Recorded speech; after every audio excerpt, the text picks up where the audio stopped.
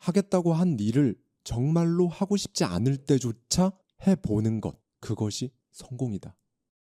안녕하세요. 하와이 대저택입니다. 여러분은 성공합니다. 여러분이 그걸 원했기 때문이죠. 제가 좋아하는 저자 중에 한 명이죠. 게리 비숍의 내 인생 구하기에 담겨있는 인사이트를 가져와서 저의 생각까지 더해서 여러분들과 함께 생각해보는 시간을 갖도록 하겠습니다. 저자는 말합니다. 내 목표는 딱 한 사람을 변화시키는 것이다. 바로 당신. 저도 마찬가지입니다. 그리고 제가 제일 좋아하는 말 중에 하나고요. 제 채널을 여러분의 의지로 구독해서 이렇게 이른 아침 그리고 하루 중에 시간을 내어 굳이 시청해 주시는 여러분이 계시죠. 그중에 단 한 분의 인생이 변한다고 생각하면 진심으로 저는 설레는 마음이 들어서 밤에 잠이 잘 안 올 정도니까요. 여러분, 오늘은 제가 하는 메시지를 정말 잘 들어주세요. 그러면요, 여러분이 하겠다고 마음먹은 그 일을 정말로 하고 싶지 않은 날조차 할 수 있게끔 그렇게 만들어 드리겠습니다.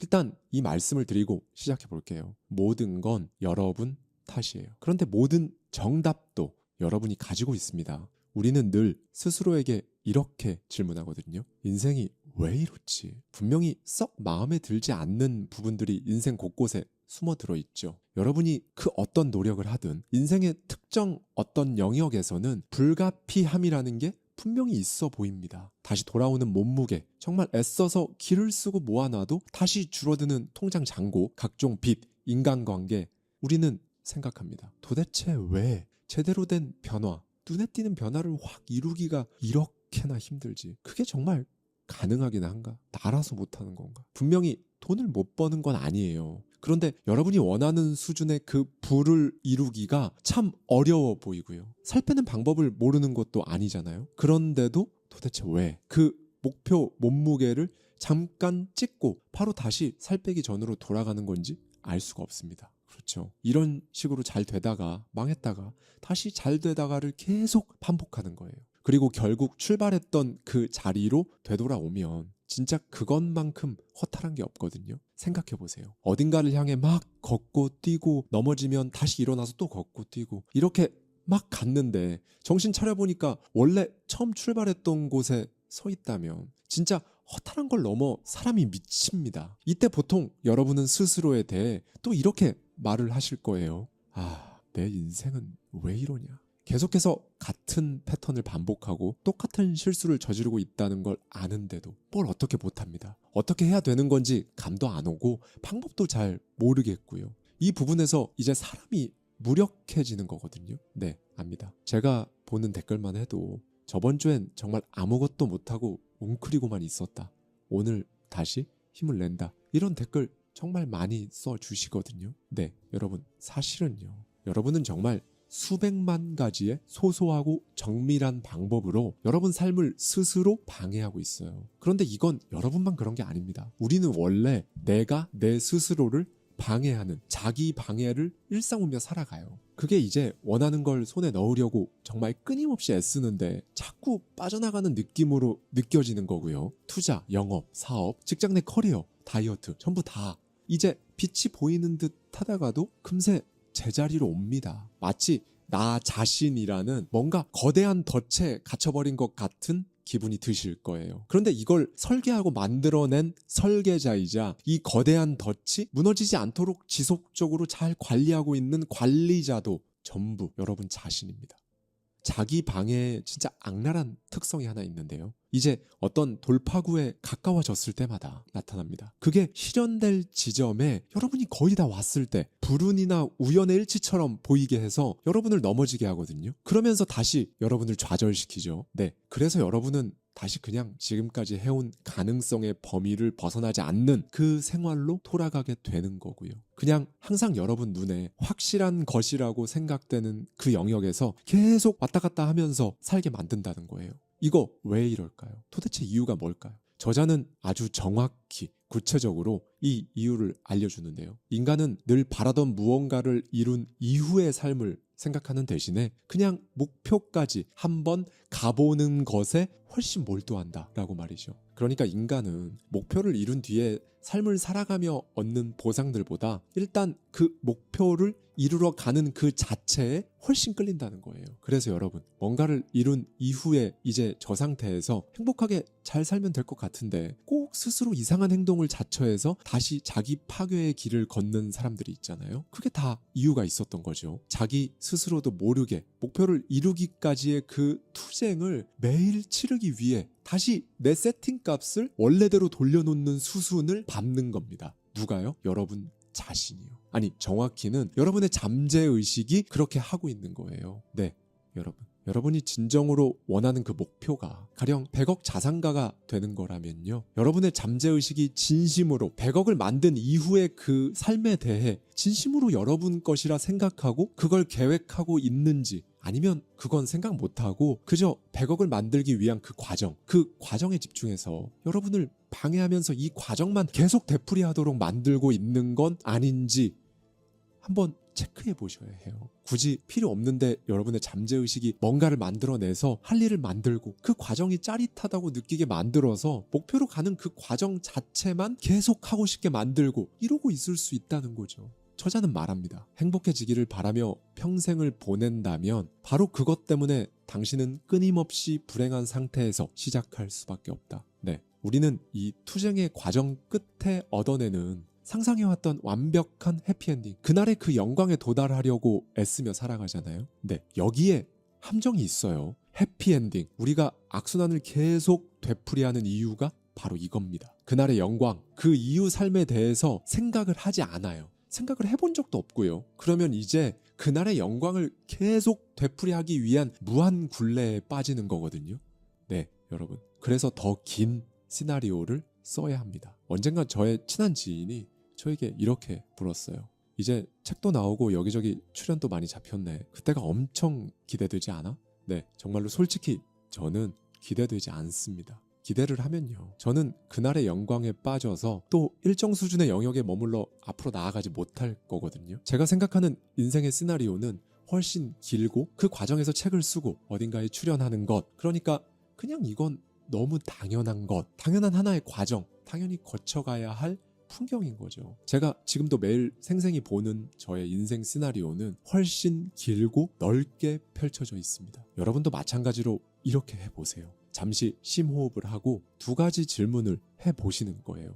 여러분이 하기로 한 그 일 왜 하나요? 뭔가 다른 사람에게 내놓을 것 같은 뻔한 대답 말고 더 깊이 들어가 보는 겁니다. 생각해 보는 거예요. 네, 여러분의 현실과 여러분이 바라는 상상, 그 사이에는 생각이 들어가야 합니다. 계속 이대로 살면 나는 어디로 갈 것 같은지, 정말로 나는 어떻게 살아갈 것 같은지 답하기 힘든 질문이 맞습니다. 그래서 상상이 필요한 거예요. 여러분은 어디까지 상상할 수가 있으신가요? 얼마나 더 멀리, 더 넓게 여러분 인생 시나리오를 그릴 수 있냐는 질문을 드리는 겁니다.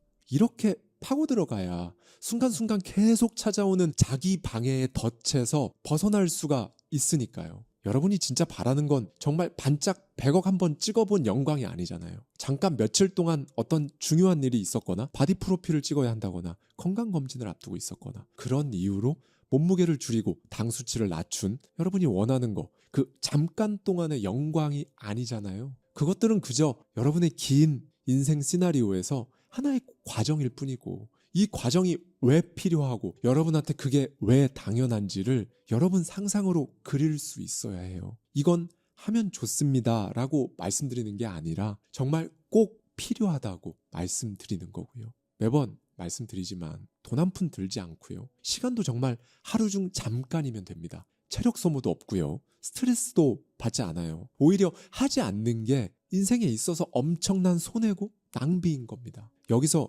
포인트가 하나 나오죠. 그것도 엄청나게 중요합니다. 여러분이 경제적 자유를 이루고 파이어족이 되고 싶다는 목표가 있다고 가정해 볼게요. 여러분의 목표는요, 나는 얼마의 자산을 모아 경제적 자유를 이루고 파이어족이 된다. 거의 대부분 이렇습니다. 정말이에요. 그런데 이게 아니라 파이어족이 되어서 어떻게 살아간다. 이게 진짜 중요하고 이 목표가 존재하는 이유, 그러니까 목적이죠. 이게 필요해요. 제가 지금 드리는 말씀이 뭘 의미하냐면요. 너무나 많은 직장인들이 목표도 없고 꿈도 없이 그냥 이번 주 왜 이렇게 늦게 가냐? 아직도 수요일이야? 라면서 그냥 한숨만 쉬면서 살아가거든요. 그게 왜 그런 거냐면요. 목표가 취직이었으니까. 목표가 그 직장에 들어가는 거, 거기까지였어서 그래요. 그 이유를 생각을 안 해보고 못 해본 거죠. 네, 여러분의 목표는 또 다른 시작이 되어야 한다는 말씀을 드리고 싶어요. 무언가를 쫓으며 살아가면 안 됩니다. 매일매일 막 미니 성적표에 연연해서 살아가지 마시라 말씀드렸었죠. 우리가 말하는 성공은 그런 차원이 아니라고요. 그게 5분 후가 되었든 5년 후가 되었든 그 무언가는 당연히 미래 어느 시점에 존재합니다. 그런데 여러분이 쫓는 행복이나 기쁨, 만족은 그곳에 존재하지 않는 거죠. 최면에 걸린 듯 꽤나 오랜 시간, 오랜 세월 지금 쫓고 있는 그 목표를 막 따라갔는데 도착해보면 정말 순간 반짝 짜릿한 그 이후엔 공허함밖에 없는 겁니다. 왜냐하면 상상으로 이미 본 적이 없어요. 뭘요? 그냥 아무것도 본 게 없는 겁니다. 그래서 인간은 공허함을 못 참고 그 순간 반짝 짜릿한 거, 그걸 느끼려고 잠재의식이 여러분의 상태값을 다시 원래로 계속 돌리는 작업을 하는 거예요. 여러분, 정말로 이 상태를 끝내고 싶다면 확고한 결심이 필요해요. 정말 마지막으로 지금까지 살아온 삶을 더는 계속할 수 없다는 그 생각을 여러분 스스로에게 단단히 심어줘야 합니다. 이제는 여러분이 여러분 인생에 비로소 끼어들 때입니다. 표류를 끝내야겠죠. 네, 사람들은 살아있는 대화에 불과합니다. 이게 무슨 말이냐면요. 내면의 대화든 입으로 뱉는 대화든 대화가 몸을 입은 것이 곧 사람이라고 저자는 말하거든요. 그리고 우리 안의 공허함은 곧바로 이 대화들로 채워지는 거고요. 그러니까 여러분이라는 사람은 여러분이 하는 말 그 자체인 거예요. 인생은 그냥 있는 겁니다. 여러분이 어떤 집에서 어떻게 태어났든 어떤 모습으로 태어났든 그 인생을 무슨 말로 뭐라고 부를지 이건 100% 여러분 마음이잖아요. 네, 여러분은 스스로 이름 붙인 바로 그 인생을 살아가는 겁니다. 네, 여러분 속마음이라고 하죠. 내면에서 막 아무 때나 툭툭 나오는 말들을 들으면 어떤 기분, 감정이 들잖아요. 그런데 거의 대부분의 분들이 이 내면의 말이 정말로 하고 싶은 말이 뭔지 굳이 알아보려고 하지 않아요.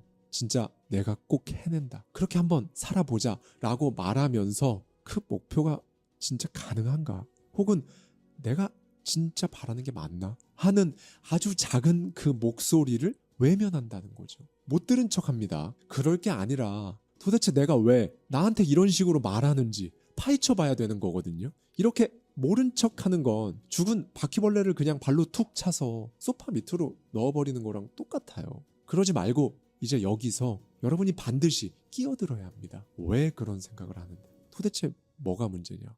어떤 게 마음에 걸리는데? 왜 나는 그걸 한다고 하면서 지금 뭔가 쫄아있지? 찝찝한 이 기분의 원인이 뭔데? 이렇게 여러분이 여러분 스스로에게 끼어들어서 낱낱이 파고 들어보세요. 이게 바로 제가 항상 말씀드렸던 자기 스스로와 대화하는 것, 그리고 이 대화는 진짜로 다른 사람이랑 대화하는 거랑 마찬가지로 티키타카 하면서 대화하는 겁니다. 이게 좀 웃기고 낯설고 민망하게 느껴지실 수도 있는데요. 이거 실제로 해본 사람하고 안 해본 사람하고 나중에 몇 년 뒤에 보면 진짜 완전히 다르게 살아갑니다.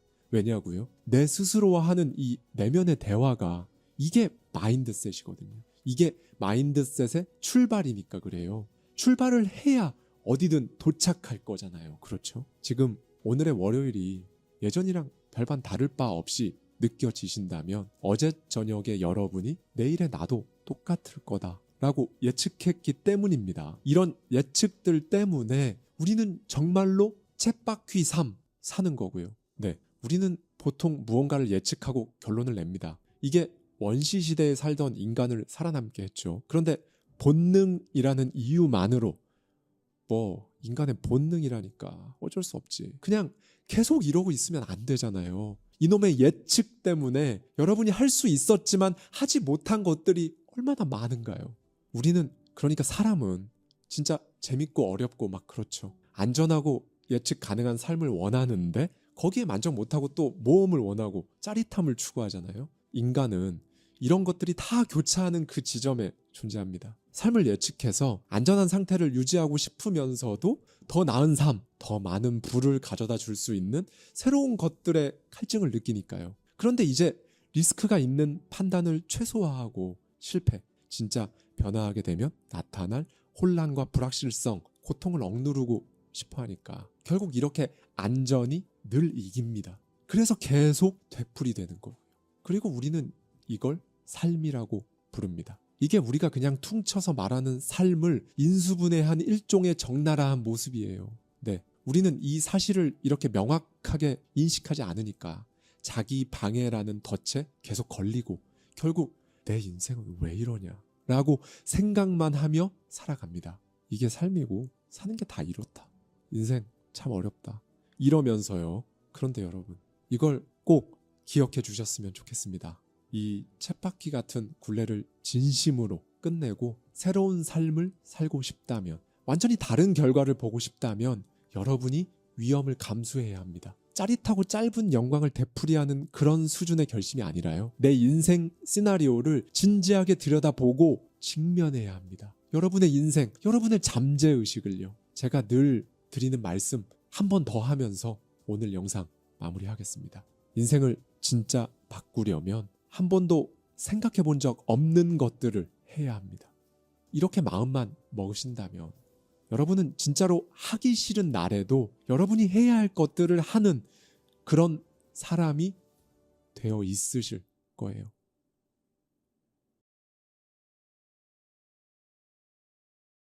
상상으로 그 이미지를 안 보고 그냥 막 목표다 하고 해내려고 하면요. 할 수는 있어요. 그런데 그 과정이 정말 몇 배로 더 힘들 거예요. 그럼 먼저 보고 시작하면 하나도 안 힘들고 그냥 스무스하게 되나요? 아니요. 힘들죠. 당연히 힘들고 노력도 해야 되는 거고요. 그런데요. 결정적인 차이가 있어요.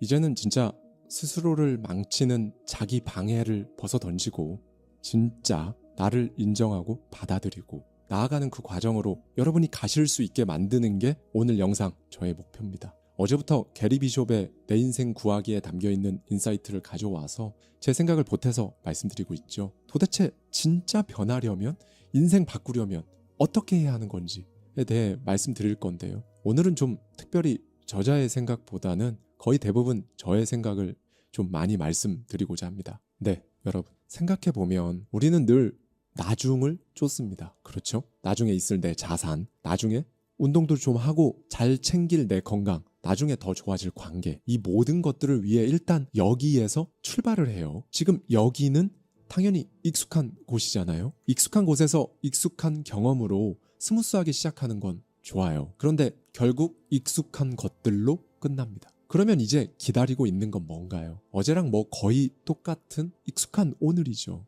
작년이랑 별반 다를 것 없는 올해고요. 그리고 매년 찬바람이 불어오는 이맘때쯤이면 매번 느끼는 뭐 한 것도 없는데 올 한해 벌써 다 갔네 라는 감정들이 익숙한 그 끝에 기다리고 있습니다. 아마 공감되시는 분들 많으실 거예요. 그런데 여러분이 원했던 건 사실 익숙한 게 아니었을 거예요. 약간이라도, 정말 조금이라도 더 나아진 여러분 자신, 더 좋아진 경제적 여건, 훨씬 괜찮아진 여러분의 상황, 사실 이런 걸 원했는데 말이죠. 막 엄청나게 극적이고 드라마틱한 것까지는 아니어도 조금이라도 좀 이렇게 됐으면 하는 바람이 있었는데 매번 잘 안 되죠. 이게 가져다 주는 일종의 부작용이 뭐냐면요. 어쩐지 여러분이 바라는 그 모든 것들이 뭔가 결국 손에 닿지 않는 언젠가라는 곳에 있는 것 같다는 생각이 든다는 거예요. 그래서 우리는 언제부턴가 이 말이 익숙해져 버렸습니다. 어제와 똑같은 오늘. 네, 여러분은 사실 지금과 다른 여러분이 되기를 원하시죠. 그런 사람이 되기를 진짜 절실한 마음으로 바랍니다. 여기까지는 좋아요. 정말 그 어떤 문제도 없어요. 그런데 이제 이 부분에서부터 미묘하게 어긋나기 시작합니다. 뭐냐면요. 지금 여기에 있는 나. 오늘 이렇게 덩그러니 출근하고 퇴근하는 오늘의 나를 신경 쓰질 않아요. 여러분이 정말 이상적이라고 생각하는 그 삶을 위해 오늘을 그냥 일단 버텨야 하는, 빨리 지나갔으면 하는 정도로밖에 취급해주지 않는다는 겁니다. 그런데 여기서 이제 방향이 점점 더 어긋납니다. 내가 쫓는 모든 게 도대체 왜 나중인지 그것 자체를 눈치채지 못해요. 지금 당장 여기에 있는 나에 집중해주지 않았으니까 눈치를 챌 수가 없는 거죠. 예를 하나 들어 말씀드리면 이런 거겠죠. 여러분이 달리기를 한다면 지금의 여러분은 출발선에 있을 겁니다. 그렇죠? 등산을 하려고 하는 지금의 여러분은 등산로 입구에 있을 거고요. 그래서 지금 내 위치를 확인하고 내 목표가 정상이니까 지금 여기서부터 4.7km를 가면 되는구나. 2km 정도 가서 잠깐 쉬고 뭐 좀 먹고 그리고 마저 올라가면 되겠다. 이런 게 이제 쭉쭉 연달아 따라오는 거거든요. 그런데 내가 지금 등산로 입구에 있는지 주차장에 있는지 뭐 그것도 아니면 어디에 있는지 지금의 내 현재 위치에 별로 관심이 없다는 겁니다. 그러면 어디로 얼만큼 어떻게 가야 할까요? 그걸 도대체 누가 알려줄 수 있을까요? 사실 어떻게 보면 너무나 당연한 이 확인 절차를 거치지 않아서 우리가 그동안 얼마나 많은 시간들을 그냥 흘려보냈는지 그러다 이게 필요한 거였다고 이제 빠르면 30대 보통 40대 이후쯤에 많이들 깨닫게 되시죠. 네, 이제 조금 더 중요한 이야기를 하려고 하는데요. 여러분, 우리는 보통 지금 내가 하는 행동이 과거의 산물인 것처럼 과거를 끌어와서 설명을 하거든요. 난 원래 이랬던 사람이니까 지금 이러고 있는 거야. 이 시기에 나는 원래 항상 이래. 그래서 지금은 뭐 어쩔 수가 없어. 10분 전에 그걸 했어야 했는데 못했어. 오늘 망했다. 네, 굉장히 많은 분들이 보통 이렇게 설명을 합니다. 그렇죠? 사실 지금 내가 어디에 있나, 그러니까 오늘의 나에 대해서는 별다른 관심도 없으면서 불과 10분 전, 한 달 전 내 생활 패턴, 1년 전 내가 실수했던 것들은 진짜 너무 쉽게 받아들이잖아요. 그리고는 이제 이쪽으로 생각이 가거든요. 난 원래 이래. 이런 방향으로 생각이 가면요, 진짜 무서운 게 뭐냐면요, 여러분이 그토록 원하는 그 목표, 그 삶, 그걸 하겠다고 그렇게 애써도 여러분 잠재의식의 가장 밑바닥, 그러니까 뿌리죠. 거기서는 여러분에게 이렇게 말해준다는 거예요. 실제로 내가 그걸 진짜로 이루는 건 힘들 거야. 뭐 기적이 생긴다면 모르겠지만, 그런데요 여러분, 그거 아니에요. 여러분이 더 이상 그 누군가와 대화하지 않는 이유가 5년 전에 그 사람이랑 다퉈서, 정확히는 그 사람의 그 말 때문이라고 생각할 수 있어요. 여러분이 지난주에 한 어떤 행동도 그 전에 있던 어떤 일 때문에 여러분이 지금 안 좋은 상황에 놓인 이유도 어렸을 때의 경험 때문이라고 말할 겁니다. 작년에 일어난 일이 올해의 원인이 되는 삶, 이건 또 아까 말씀드렸던 생각의 방향이랑 완전히 반대로 미묘하게 틀어지는 거거든요. 그러니까 오늘의 나한테는 관심도 없고 나중에 언젠가의 나만 셀프 동경하는 걸 아까 말씀드렸잖아요. 언젠가의 방점을 두고 오늘의 나는 관심이 없으니까 오늘이랑 이제 내일이랑 똑같죠. 내년도 그럴 거고요. 이렇게 그 언젠가는 10년 전에도 언젠가였는데 지금도 언젠가로 계속 존재하는 거거든요. 무지개 같은 거죠. 여기서 차로 10km를 열심히 달려서 가본들 무지개는 여전히 저기 어딘가에 있는 것처럼요. 반면에 과거의 일이 오늘의 원인이 되는 삶은요, 오늘의 나에게는 여전히 관심은 없고 이번엔 또 과거의 나에게 책임 소재를 전가하는 겁니다. 이상하죠. 정작 지금 이렇게 숨쉬고 있는 나한테는 관심이 없는데 언젠가의 나를 동경하고 안 좋은 것들은 이제 전부 다 과거에 내가 잘못해서 그런 걸로 퉁치는 거잖아요. 여러분, 이렇게 한번 생각해 보셨으면 좋겠어요. 과거의 나는 이제 손대지 않는다 라고 말이죠. 이 과거는 1초 전일 수도 있고 10분 전일 수도 있으며 10년 전일 수도 있습니다. 그리고 그건 지금 흘러가고 있는 오늘의 나라는 사람한테 전혀 영향을 줄 수 없어요. 1초 전에 내가 초코칩 쿠키에 손을 댔어도 1초 후에 나라는 사람은 그것에 영향을 받지 않아야 합니다. 네, 불과 몇 분 전 그 낡은 행동이 앞으로 나아가려는 여러분의 에너지를 빼앗게 두면 안 되잖아요. 더는 한 톨의 관심도 주지 마세요. 이렇게 해버렸으니까 오늘은 망했다, 이런 건 이제 없습니다. 지금도 시간은 계속 흐르고 있죠. 다시 한번 말씀드립니다. 단 몇 분이라도, 몇 초라도 과거에 있던 일은 여러분에게 영향을 줄 수 없어요. 이 마인드가 바로 매일, 매 시간, 매 분마다 오늘의 나를 정말 먼지만큼이라도, 모래알 한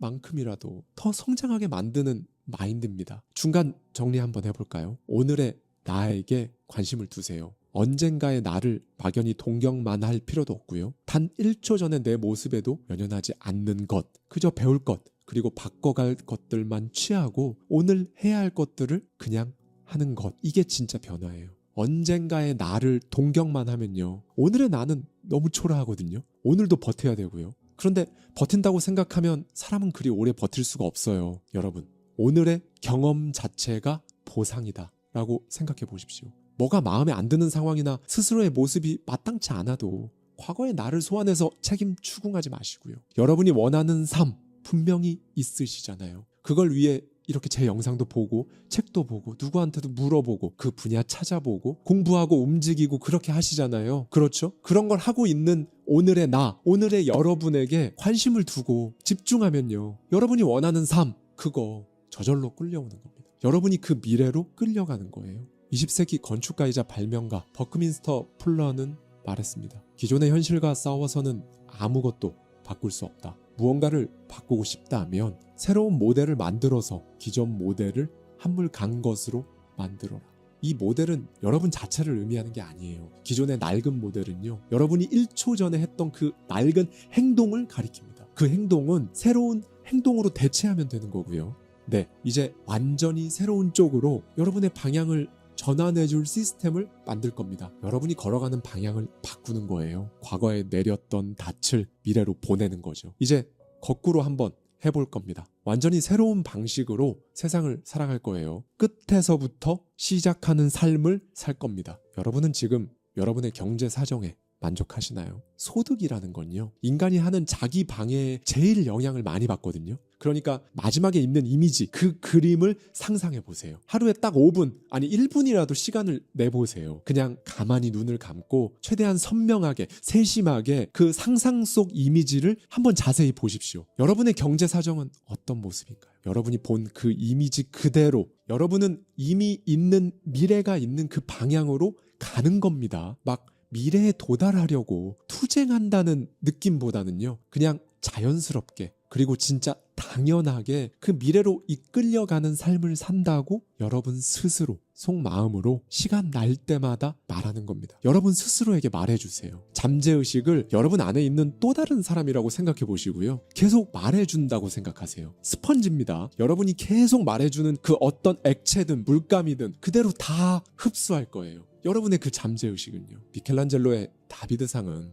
이미 그의 머릿속에서 완성되었다는 얘기는 굉장히 유명하죠. 그러니까 머릿속에서 이미 다비드상을 받고 미켈란젤로는 조각을 하는 게 아니라 큰 덩어리 상태로 있는 것 속에 들어있는 다비드상을 그냥 밖으로 드러낸 거죠. 이렇게 하는 겁니다. 이 과정부터 하지 않으면요. 그러니까 상상으로 그 이미지를 안 보고 그냥 막 목표다 하고 해내려고 하면요, 할 수는 있어요. 그렇게 해내는 분들도 있습니다. 없다는 게 아니에요. 그런데 그 과정이 정말 몇 배로 더 힘들 거예요. 막 지옥을 헤쳐나가는 느낌으로 처절하게 가는 거죠. 그럼 여기서 이런 의문이 드실 거예요. 그럼 먼저 보고 시작하면 하나도 안 힘들고 그냥 스무스하게 되나요? 아니요, 힘들죠. 당연히 힘들고 노력도 해야 되는 거고요. 그런데요, 결정적인 차이가 있어요. 가장 쉽게 비유를 드리면요, 똑같이 산을 타요.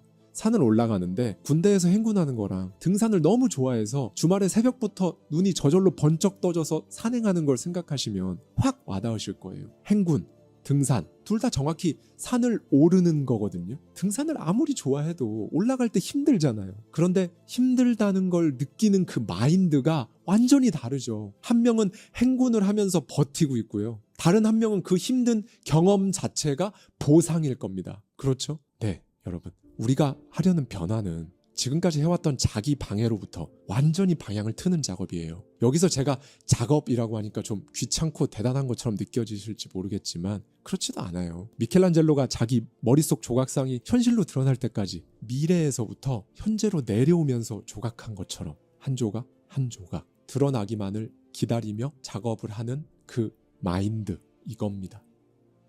지금까지 여러분은 여러분 인생이라는 거대한 돌덩어리를 조각해 오셨을 거예요. 어쩌면 여러분에게는 오늘의 여러분에게 영감을 줄 미래도 없었고 이게 다가 아니다. 나에게는 내가 생각하는 것보다 훨씬 큰 잠재력이라는 게 있다 라고 말해주는 목소리도 없었을 수 있고요. 그냥 눈앞에 있는 거대한 돌덩어리에 조각해야 되니까 어떻게 조각이 되든 일단 정말 애쓰며 팔을 휘둘러 왔을 수 있습니다. 그러면서 이렇게 생각했을 수 있어요. 언젠가는 만족스러운 조각이 되겠지. 이제는 정말 그러지 않으셨으면 좋겠어요. 한 번이라도 지금 여러분을 막 살아있는 것 같은 느낌이 들게 하는 가장 중요한 것들에 집중을 해서 나라는 조각을 깎아서 드러내 보십시오. 감히 꿈도 못 꿀 것 같았던 없었던 그 미래를 정말 조금씩 드러내고 보여주는 그런 인생을 지금부터라도 만들어 가야죠. 그러니 이제는 여러분이 선명하게 본 상상 속 그 이미지에 걸맞는 오늘의 새로운 행동 딱 하나, 새로운 선택 딱 하나씩만, 그게 무엇인지, 오늘의 나에게 뭘 해줄 건지, 뭘 할 작정인지 생각해 보시라는 말씀을 드리는 겁니다.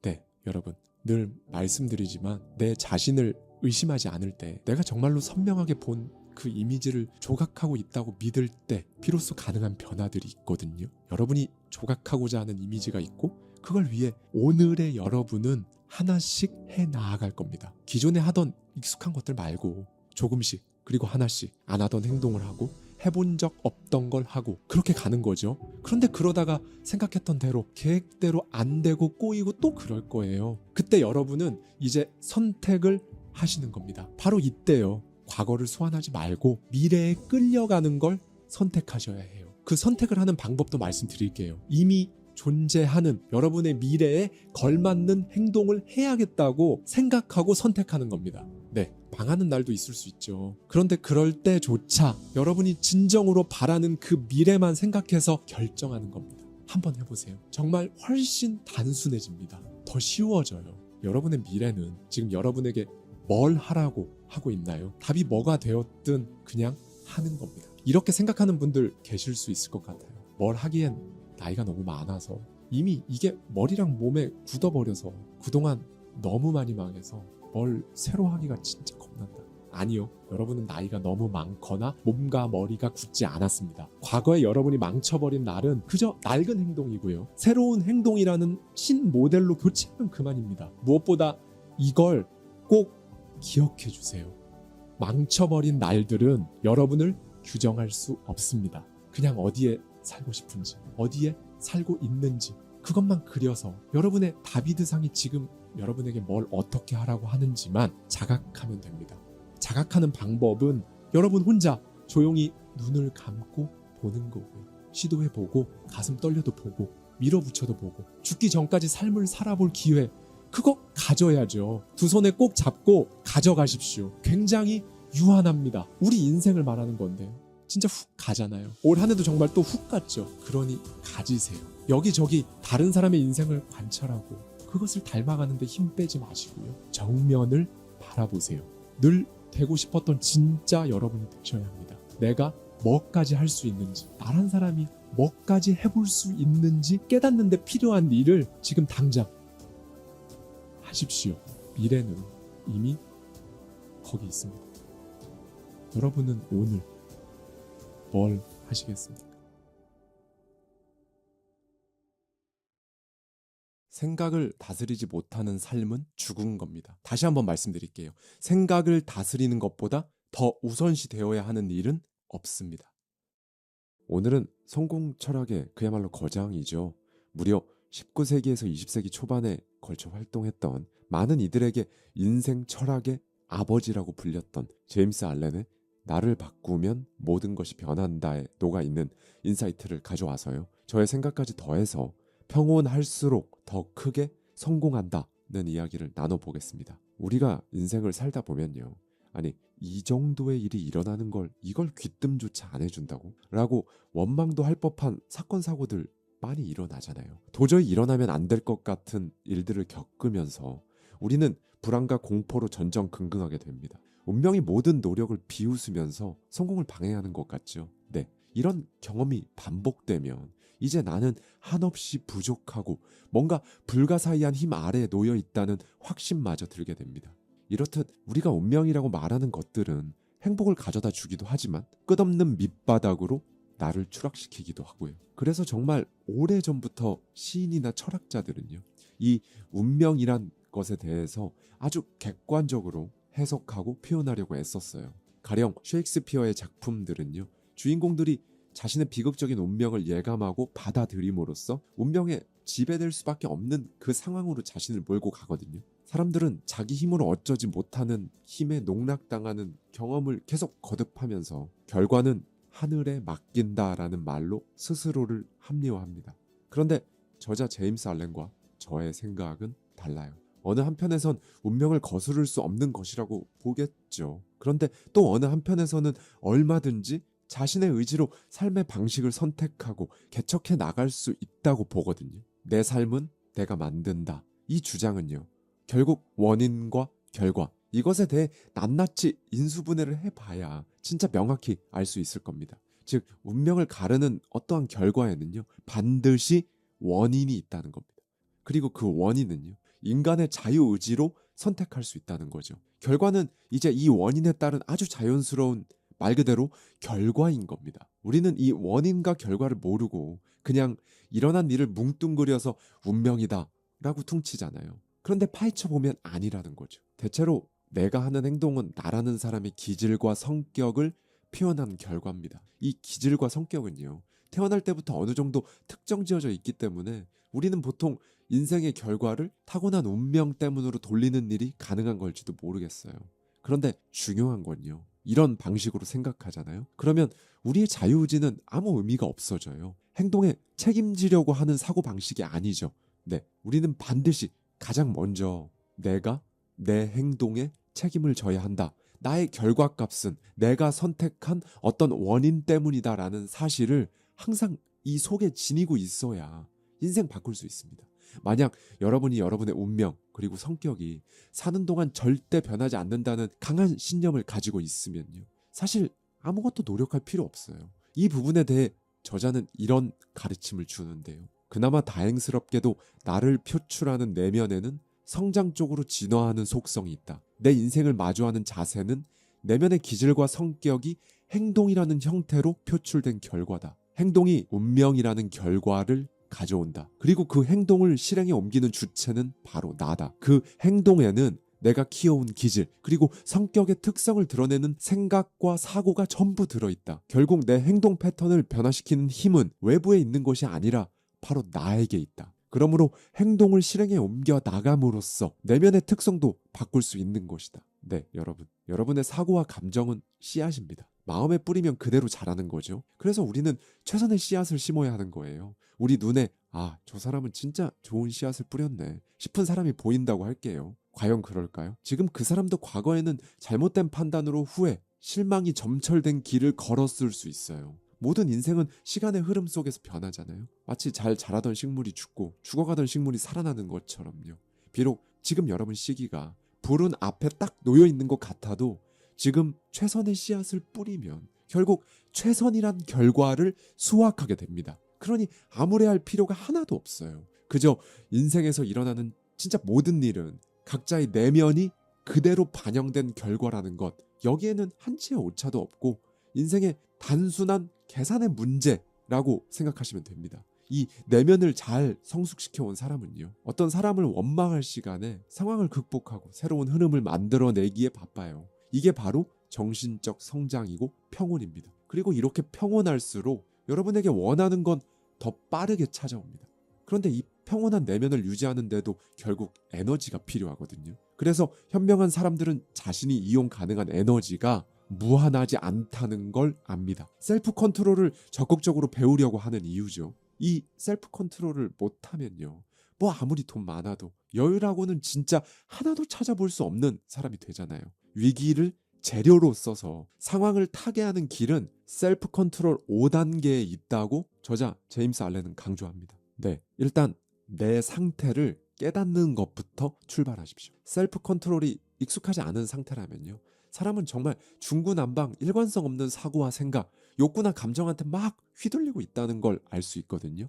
이럴 때일수록 복잡한 일은 막 피하고 싶어지고 고통과 불안에서 벗어나고 싶고, 그래서 결국 더 움츠러들고 행동 반경이 좁아지고, 반경을 좁히는 것도 모자라서 더 이상 아무 행동도 안 하려고 하죠. 만약에 여러분이 이 상태라면요, 자신의 이 내면 상태를 있는 그대로 깨닫는 것부터 셀프 컨트롤이 시작되는 거예요. 네, 1단계입니다. 관찰 단계예요. 마음의 움직임이나 상태를 관찰해 보세요. 이렇게 생각하시면 훨씬 와 닿으실 거예요. 손전등으로 구석구석 살피듯이 마음의 아주 미묘한 움직임이나 변화까지 최대한 객관적으로 한번 관찰해 보는 거예요. 하루에 나를 잠식시키는 감정이 뭔지, 그 빈도수가 어느 정도인지 파악하시고, 분노, 흥분, 우울한 감정에 빠져드는 습관이 딱 있다면 그걸 폭발하는 포인트를 찾는 거죠. 그러면 그 단계로는 이제 2단계 분석 단계입니다. 자기 분석을 하는 거죠. 내가 주로 느끼는 감정이 어떤 상황에서 발생되는지 구석구석 살펴보면요. 이제 여기서 내 기질이나 성격이 어느 정도 드러나거든요. 파악이 되는 거예요. 이 2단계에서는 마음의 움직임을 정확하게 짚어내는 게 중요해요. 내가 이런 말을 딱 들었을 때 이 감정이었다가 저 감정으로 딱 변하는구나. 이런 거죠. 그러니까 정말 말 그대로 나를 분석하면서요. 깊이 있게 알아가는 거예요. 중요한 건 마음의 움직임과 상태를 면밀하게 들여다보는 겁니다. 그 다음으로는 이제 3단계 조정 단계예요. 조정 단계에서는 우리 의식의 힘을 조금 빌려올 필요가 있습니다. 여기서는 감추고 싶었던 나의 오점이나 내가 내 스스로에게 지금 변명하고 있는 게 아닌지, 내 잠재의식에서 끌리는 것과 반대로 나를 속이고 있는 건 아닌지 살펴보는 거죠. 이런 부분들을 잘 살피다 보면요. 좀 스스로에게 무안하거나 창피해지는 순간이 와요. 이럴 때 여러분 스스로를 비하하거나 반대로 자만심에 사로잡히지 않게 주의하셔야 합니다.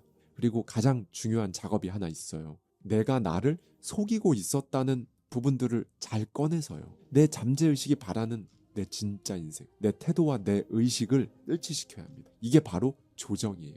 이 단계에서는 잠재의식의 귀를 기울임에 따라서 어떤 큰 결단이란 걸 하게 될 수도 있습니다. 내면이 약해서 내가 계속 무너지는 건 대부분 내 잠재의식과 의식이 일치하지 않아서 그렇거든요. 잠재의식에서 내가 뿌리고 싶은 씨앗은 A라고 말하는데 의식 차원에서는 그건 어렵다고 계속 B라는 씨앗을 마음에 뿌리니까 B라는 행동이 나오고 결과가 그렇게 나오고 잠재의식은 답답하죠. 내가 진짜 원하는 건 이게 아닌데 라는 생각이 들면서 나한테 일어나는 모든 외부의 일이 내가 진짜 어떻게 할 수 없는 일처럼 느껴지고 그렇게 내가 무기력해지는 거예요. 이때는 A라는 씨앗을 제대로 심기로 결정만 하면 돼요. 그러면 행동과 태도는요. 그거에 일치하는 방향으로 그냥 딱 정확하게 맞춰서 따라오게 되어 있어요. 그러므로 4단계는 이제 적응 단계입니다. 사고와 행동을 내가 뿌린 A라는 씨앗에 맞는 궤도로 위치시키는 단계죠. A라는 씨앗을 잘 심었을 때는 알아서 해결이 되지만요. 대부분은 이 씨앗을 심는 과정에서부터 포기하거든요. 지금까지 살아온 세월과 어쩌면 완전히 다르게 가는 방향이기 때문에 원래 뿌리를 내린 걸 뽑고 다시 심기가 생각보다 진짜 어려워요. 그런데 이걸 꼭 기억해 주셨으면 좋겠어요. 대부분 자기가 원하는 바를 정확하게 이룬 사람은요. 방향성을 무시하는 행동을 하지 않았다는 겁니다. 이게 무슨 말이냐? 자신이 가야 할 길을 확실하게 알고 자신의 모든 태도와 감정까지 여기에 일치시킨다는 거예요. 가야 할 길을 확실히 안다는 것 자체가 기존에 그냥 마음대로 심어왔던 씨앗을 뿌리채 뽑고 원하는 씨앗을 제대로 심었다는 걸 의미하는 거죠. 이게 제대로 된 사람은요. 시험대에 오른 상황을 두고 다른 길로 갈까? 포기할까? 이런 식으로 헷갈려하거나 고민하거나 힘들어하지 않습니다. 즉 본인의 정신 에너지를 무의미한 곳에 허비하지 않는 거죠. 오로지 자신의 목적, 자기가 본 그 그림, 본인이 생각하는 그 길을 따라서 그것만 실현될 수 있게 그 길을 갑니다. 셀프 컨트롤. 여기서 끝이 아니에요. 이제 마지막이죠. 이 길을 계속 가다 보면요. 마침내 5단계 각성에 다다릅니다. 5단계가 각성 단계예요. 정말로 자기 마음을 스위치 한번 탁 켜면 원하는 궤도에 올려둘 수 있는 단계를 의미합니다. 이때야 비로소 사람은 자기가 지금까지 얼마나 무지했는지 깨닫는다고 해요. 그리고 이때서야 비로소 무언가를 배운다고 합니다. 본인이 가진 지식을 지혜로 바꾸면서 어떤 상황이 딱 닥쳐오면 현명한 생각으로 행동을 하고 그렇게 긍정적인 결과를 도출하는 거죠. 저자는 이 단계에 이른 사람을 일컬어서 마음의 과학자라고 표현을 합니다.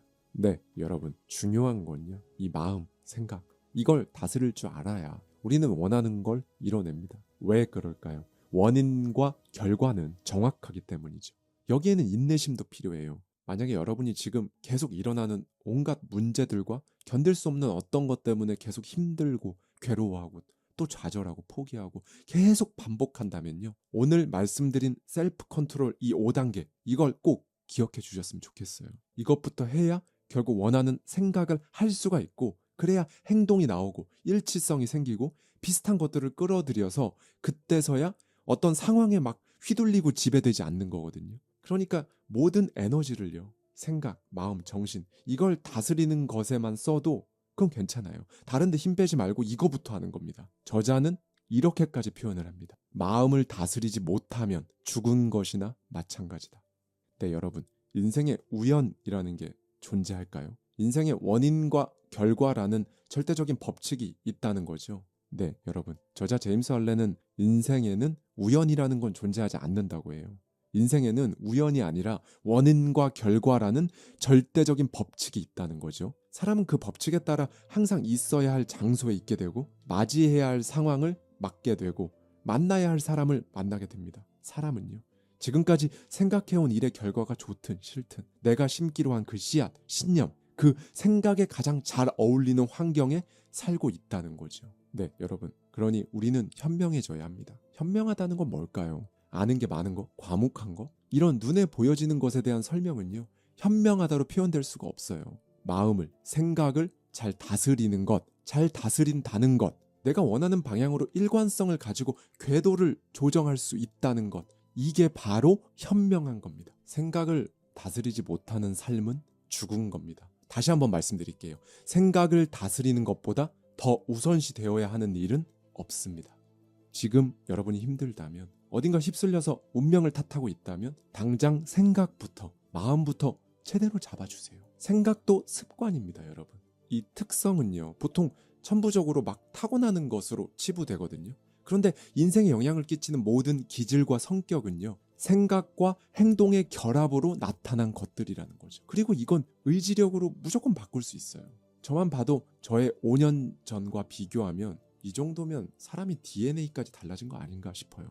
그러니 타고난 기질은 어쩔 수 없는 게 아닙니다. 얼마든지 바꿀 수 있다는 생각부터 하셔야 돼요. 이 생각을 바꾸는 것부터도 씨앗을 다시 심는 겁니다. 업무량이 적으면 진짜 좋을 텐데 라는 생각만 하면서 살면, 해방될 그 날만 고대하면요, 그 간절함은 해고라는 결과를 만들어줄 수도 있어요. 정신은 반드시 그것이 맞춘 주파수로만 사고하게 만들고 상상하게 만들고 인생의 흐름을 만들어내니까요. 여러분의 그토록 원하는 인생 흐름을 위해서 지금 바로 이 생각을 이용하셔야 합니다. 미루지 마시고요. 더 나은 1시간 뒤를 위해 지금 이 순간을 이용하세요. 그렇게 해보면 진심으로 생각을 바꿨을 때 뭐가 끌려오는지 하나씩 그렇게 마주하게 되면요, 모든 결과에는 필연적인 원인이 있다는 제임스 알렌이 말하는 이 거대한 법칙이 뭔지 진짜 신기한 기분까지도 드실 거예요.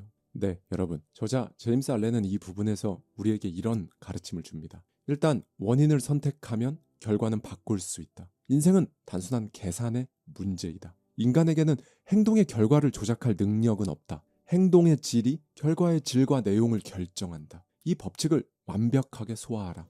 그러면 인생은 어쩌면 간단한 계산이구나 라고 깨닫게 된다. 모든 현상과 원인을 파악하다 보면 인생을 단순하고 명료하게 풀어나가는 방법을 저절로 알게 된다. 틀린 공식으로는 몇백 번 풀어도 틀릴 수밖에 없다. 정확한 방법 그리고 도구만 있다면 단 한 번에 성공할 수 있다. 네, 여러분. 2 곱하기 5는 11이 아니죠. 그런데 우리는 어쩌면 이걸 고집하고 살아갑니다. 그동안 잘못된 공식을 품고 살아왔어도 생각의 방향을 틀어야 된다는 걸 인정하면 얼마든지 새 삶을 살 수 있거든요.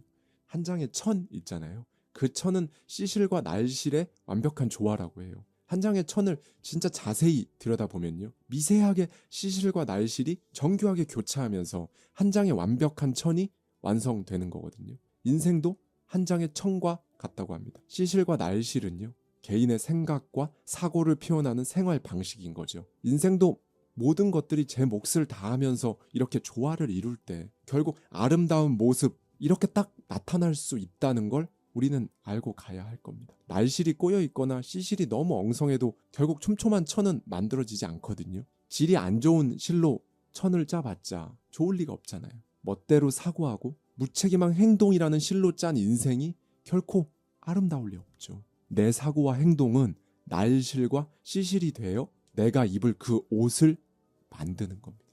네, 여러분. 어떤 어려움의 원인을요, 다른 곳에서 찾지 말아보세요. 루소가 말했죠. 당신의 사고와 행동 방식, 그것이 바로 재앙의 근원이다. 네, 여러분. 두려움, 이거는요, 나쁜 일에도 배운다는 마음으로 바꾸면 됩니다.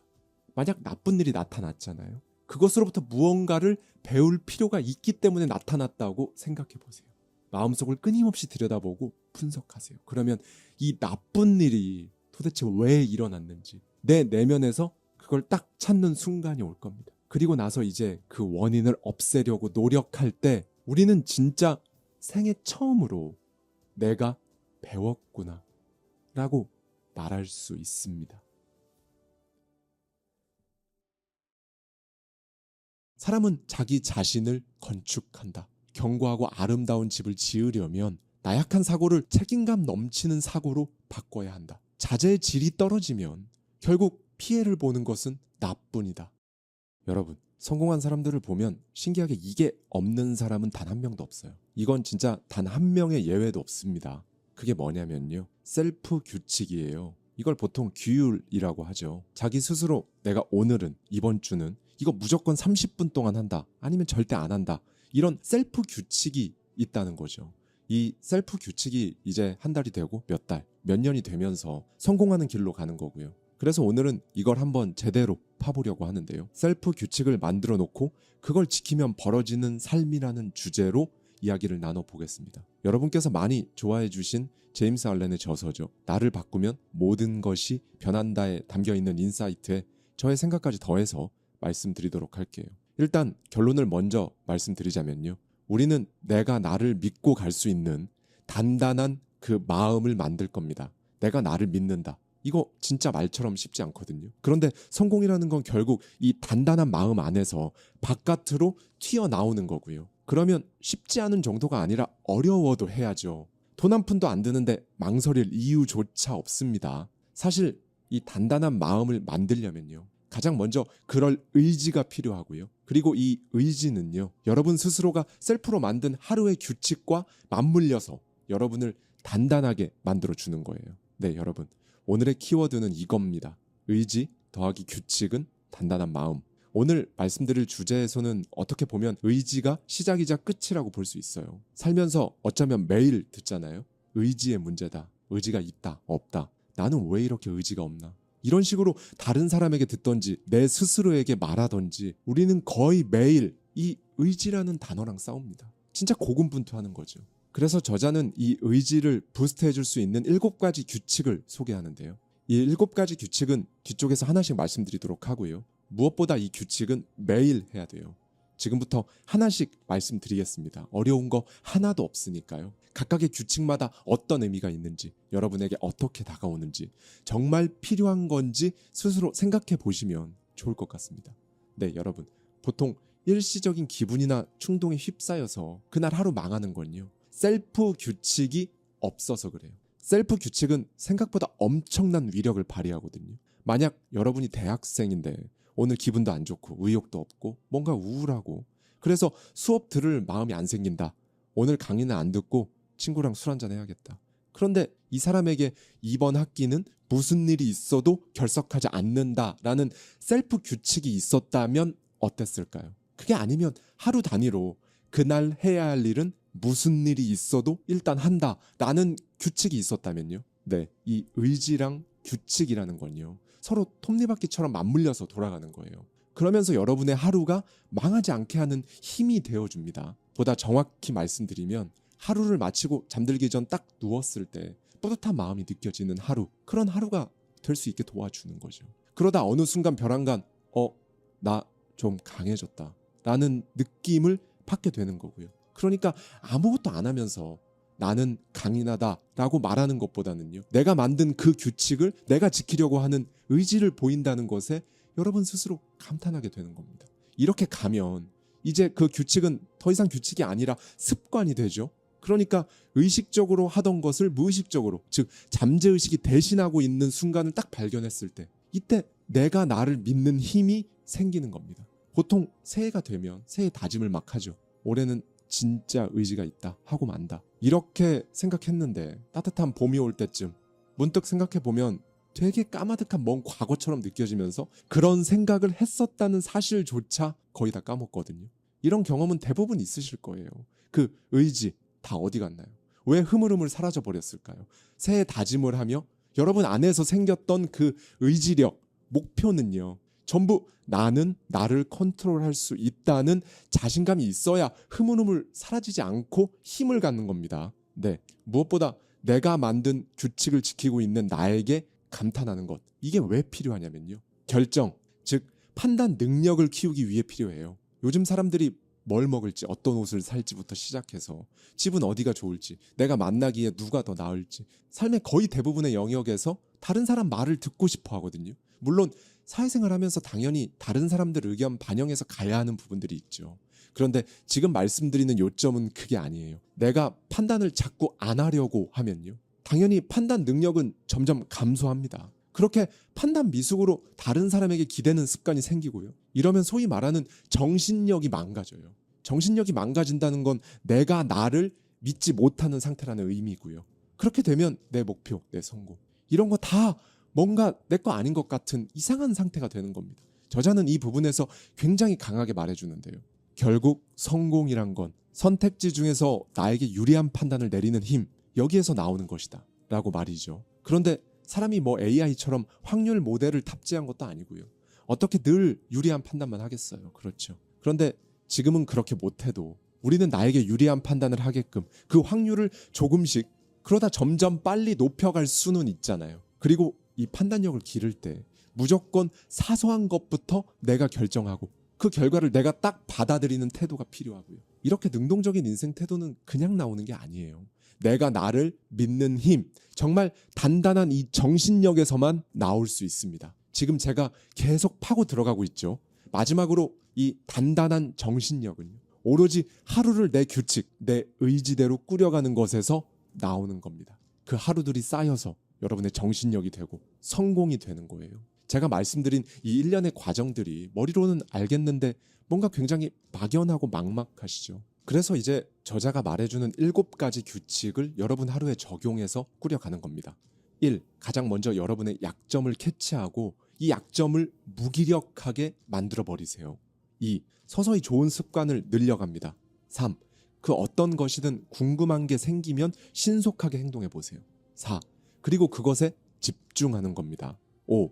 이제 여러분이 만든 셀프 규칙을 지켜보세요. 6. 여러분이 뱉는 말, 그리고 듣는 말을 컨트롤하십시오. 7. 여러분 생각을 관찰하고 감독해 보십시오. 네, 일단 제일 첫 번째 할 건 아침에 딱 일어나서요, 오늘 내가 할 일들을 생각해 보면 여러분 스스로 딱 우려스럽거나 걱정되는, 그러니까 뭔가 걸리는 일이 있을 거예요. 그게 오늘 나의 약점이거든요. 이걸 너무 무겁지 않은 수준으로 파악하는 겁니다. 그리고 말하세요. 그거 나는 별로 개의치 않는다. 이걸 매일 아침마다 소리내서 아니면 속으로 말해보세요. 그리고 이제 두 번째죠. 곧바로 여러분이 장착하고 싶은 좋은 습관, 그 습관의 스타터 단계를 밟으세요. 제가 습관의 디테일의 저자 BJ 포그의 인사이트를 가져와서 5부작 시리즈로 좋은 습관을 쌓는 방법을 정말 자세히 말씀드린 바 있는데요. 이 영상 아래 고정 댓글로 합본을 달아두겠습니다. 필요한 분들이 계시다면 참고해 주시면 좋을 것 같아요. 이제 그 다음 세 번째가 진짜 뭐든 궁금한 게 있으면 신속하게 행동해 보는 거잖아요. 이걸 하려면 일단 아침이 중요합니다. 여러분이 만약 최악의 아침을 보내고 나면요, 그 후에 진행되는 하루 일과에서 마주하는 다양한 변수들에 대응하기가 어려워요. 당연히 뭔가 다른 걸 시도해 볼 수 있는 작은 궁금증조차 생기지도 않고요. 변수에 대응을 막 하고 궁금증도 생긴다는 건 마음에 여유가 있다는 거니까요.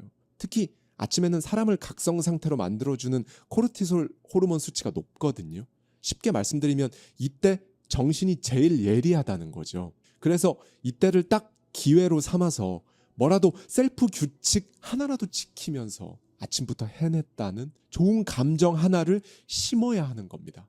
이 좋은 감정 하나가 하루 종일 마음의 여유를 만들어주니까요. 그렇게 아침을 잘 쌓았다면 하루를 보내시면서 마주하는 각종 변수, 궁금증들 빠르게 대응해 보십시오. 궁금증에 답을 찾아보려는 시도를 해보는 거죠. 이걸 왜 해야 하냐? 아까 말씀드리길 성공은 결국 수많은 선택을 할 때 여러분을 유리한 쪽으로 이끄는 그 판단력에서 나온다고 말씀드렸잖아요. 이 판단력은요, 진짜 5만 가지 시도를 하면서 부딪히고 깨지고 박살 나면서 레벨업 하는 거거든요. 그래서 이 궁금증을 그대로 두는 건 손해인 겁니다. 레벨업 과정을 그냥 패스하는 거예요. 뭔가 갑자기 뇌리에 스쳐가는 게 있다? 그 생각을 하고 풀어보는데 진짜 잠깐이라도 시간을 할애해 보십시오. 어디서 여러분의 포텐이 터질지 알 수 없으니까요.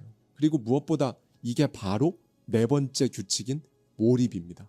몰입의 과정이 그렇거든요. 거기서 파생되는 각종 의문과 궁금증을 파고 파서 답을 찾는 거, 몰입을 하게 될 수밖에 없죠. 그렇게 자연스럽게 여러분의 하루에 집중할 수 있게 되는 거고요. 그렇게 일과에 집중하는 몰입력이 생겼다면 이제 5번째 규칙이죠. 여러분이 뱉는 말과 듣는 말을 컨트롤하는 겁니다. 사람들은 일반적으로 내가 하는 말보다 내 귀에 들어오는 말들을 컨트롤하는 게 더 어렵다고 생각해요. 그런데 아닙니다. 내가 셀프 컨트롤을 잘 해와서 안이 단단해지면 질수록 점점 더 들어오는 말들을 거르는 건 쉬워지고요. 오히려 내뱉는 말을 컨트롤하기가 더 어렵다고 생각하는 순간이 딱 올 겁니다. 그렇게 밖에서 막 들어오는 말들이 여러분 안에서 이제 걸러지기 시작하면요. 그때부터는 뱉는 말을 다스리기 시작해 보세요.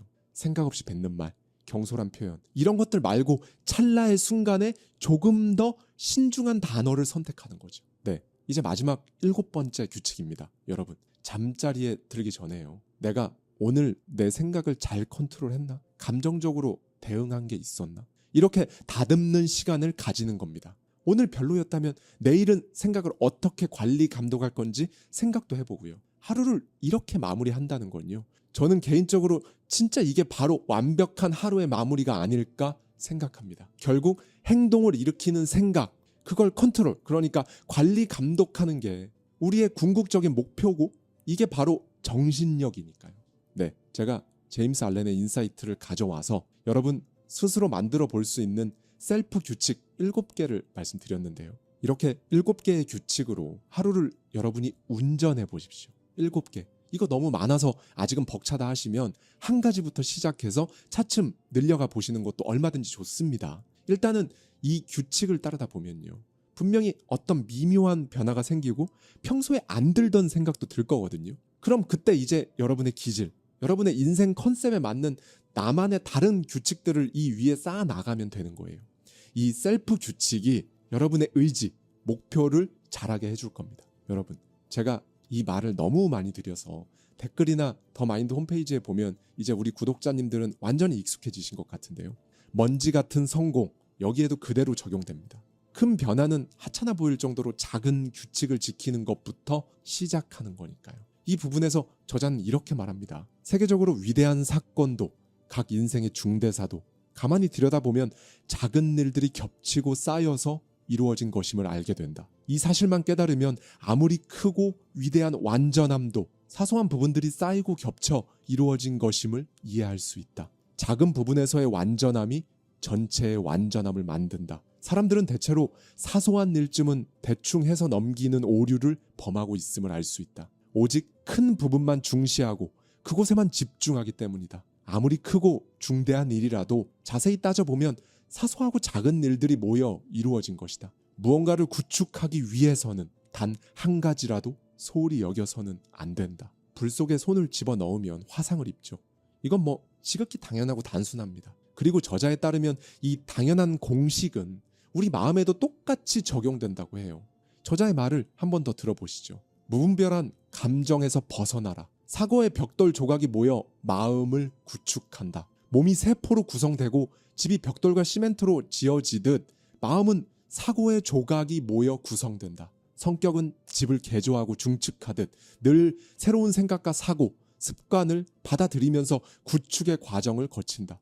사람은 마음을 구축해 나가는 존재다. 의식하지 못하는 상태에서도 인간은 끊임없이 무언가를 생각하고 고민한다. 그 하나하나가 사고의 벽돌이 되어 쌓이면서 마음, 즉 성격이라는 커다란 건물을 구축해 가는 것이다. 마음을 만들어가는 작업, 대부분의 사람들은 마음을 만들어가는 작업에 무신경하며 그것을 막연하게 생각한다. 그렇기 때문에 사소한 어려움에도 불안해하거나 충동적인 감정에 휩쓸리는 성격을 갖게 된다. 고급스러운 대저택에 어울리는 자재와 건축 방법, 사람은 자기 자신을 건축한다. 견고하고 아름다운 집을 지으려면 나약한 사고를 책임감 넘치는 사고로 바꿔야 한다. 자재의 질이 떨어지면 결국 피해를 보는 것은 나뿐이다. 좋은 결과를 얻을 만한 자격이 없다면 결국 나쁜 결과를 얻는다. 감정이 격해지면 능력이 쉽게 분산된다. 네, 여러분, 마음을, 생각을 제대로 다스리지 못한다는 이유로 여러분 능력을 분산시키지 마세요. 여러분 안에 잠재력을 잘못된 방향으로 이끌어가지 않으셨으면 좋겠습니다. 만약 아직 여러분 안에 이 안에 방향성이 없다면요. 일단은 눈앞의 일에 집중하는 것도 좋아요. 앞서 말했던 하찮은 것들이 쌓여서, 사소한 규칙이 쌓여서 의지를 만들고 여러분이 여러분 스스로를 믿을 수 있을 때, 그때 진짜 목표가 찾아오기 때문에 아직 때가 아닐 수 있습니다. 그러니 인생의 큰 목표를 아직 발견하지 못했다면 일단 셀프 규칙으로 여러분 스스로를 단단하게 만드는 것부터 시작해 보세요. 이게 바로 내가 나를 믿는 것부터 시작하는 겁니다. 항상 들었던 나를 믿어야 한다는 그 추상적인 것 같았던 말의 의미가 바로 이거였던 거예요. 눈앞에 있는 해야 하는 일, 그것부터 몰입해서 중간에 엉망이었다가 못하겠다고 생각했다가 상황이 너무 안 따라줘서 미칠 것 같은 동굴을 끝끝내 통과해내면요, 성공인 겁니다. 결국 이 사소한 것부터 해내는 사람이 성공한다는 걸 말씀드리는 거예요. 오늘 제가 말씀드린 공식 마지막으로 한 번 더 말씀드리도록 하겠습니다. 의지 더하기 규칙은 단단한 마음. 단단한 마음은 주체적인 나를 만들고요. 그 주체적인 나는 목표가 생기게 만들 겁니다. 그리고 그 목표는 성공으로 여러분을 이끌겠죠. 여러분의 의지는 스스로 세운 셀프 규칙과 만나면 이제 단단한 마음이 여러분 안에 들어찰 겁니다. 그렇죠? 그때가 되면 이제 비로소 여러분이 주도권을 쥐고 있는, 휩쓸려 다니고 우르르 몰려다니는 게 아니라 여러분 스스로 딱 주도권을 쥐고 사는 주체적인 인생을 살게 되는 거고요. 거기에서 진짜 목표가 나오고 그걸로 여러분은 성공합니다.